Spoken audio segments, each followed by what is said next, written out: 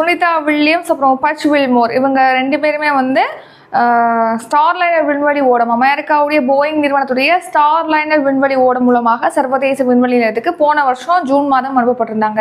So அனுப்பி 9 மாதங்கள் ஆனதுக்கு பிறகும் அவங்கள பூமிக்கு அழைத்து வர முடியல. தொழில்நுட்ப கோளாறு காரணமாக தாமதம் ஏற்பட்டிருந்த நிலையில இப்போ ஸ்பேஸ் எக்ஸ் நிறுவனத்துடைய டிராகன் விண்கலம் மூலமாக அவங்க வந்து பூமிக்கு அழைத்து வரப்பட்டிருக்காங்க வெற்றிகரமாக. ஸோ இந்த மிஷன்ல பார்த்தீங்கன்னா சுனிதா வில்லியம்ஸ் வந்து எத்தனை நாட்களுக்கு சர்வதேச விண்வெளி நிலையத்தில் இருந்திருக்காங்க அப்படின்னா 286 நாட்களுக்கு அப்புறமா தான் அவங்க வந்து சர்வதேச விண்வெளி நிலையத்திலேருந்து நம்ம பூமிக்கு கொண்டு வரப்பட்டிருக்காங்க. ஸோ இந்த மிஷன் பர்டிகுலர் மிஷனை பொறுத்த வரைக்கும் அவங்க 286 நாட்களுக்கு இருந்திருக்காங்க. மொத்தமா விண்வெளியில சுனிதா வில்லியம்ஸ் எத்தனை நாட்களுக்கு தங்கி இருந்தாங்க, அதாவது இதுவரைக்கும் இதுக்கு முன்னாடி உள்ள மிஷன்லாம் இருந்திருக்கும் இல்லையா, அதை எல்லாத்தையும் கணக்கிட்டா சுனிதா வில்லியம்ஸ் வந்து 606 நாட்களுக்கு விண்வெளியில வந்து தங்கி இருந்திருக்காங்க.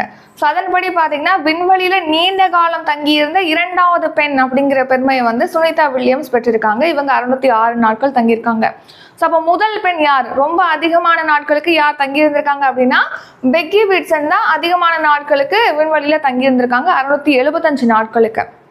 சுனிதா வில்லியம்ஸ் பற்றி பார்த்தோம்னா அவங்க வந்து நம்ம இந்திய வம்சாவளியை சேர்ந்தவங்க. ஸோ இவங்க தந்தை வழி பூர்வீகமாக நம்ம இந்தியாவை கொண்டவங்க. ஸோ இவங்களுடைய பூர்வீகம் என்னன்னா குஜராத் மாநிலத்துடைய மெக்சானாவி அப்படிங்கிற கிராமத்தை பூர்வீகமாக கொண்டவங்க தான் இந்த சுனிதா வில்லியம்ஸ். இப்போ அவங்க பத்திரமா பூமிக்கு அழைத்து வரப்பட்டிருக்காங்க சர்வதேச விண்வெளி நிலையத்திலேருந்து.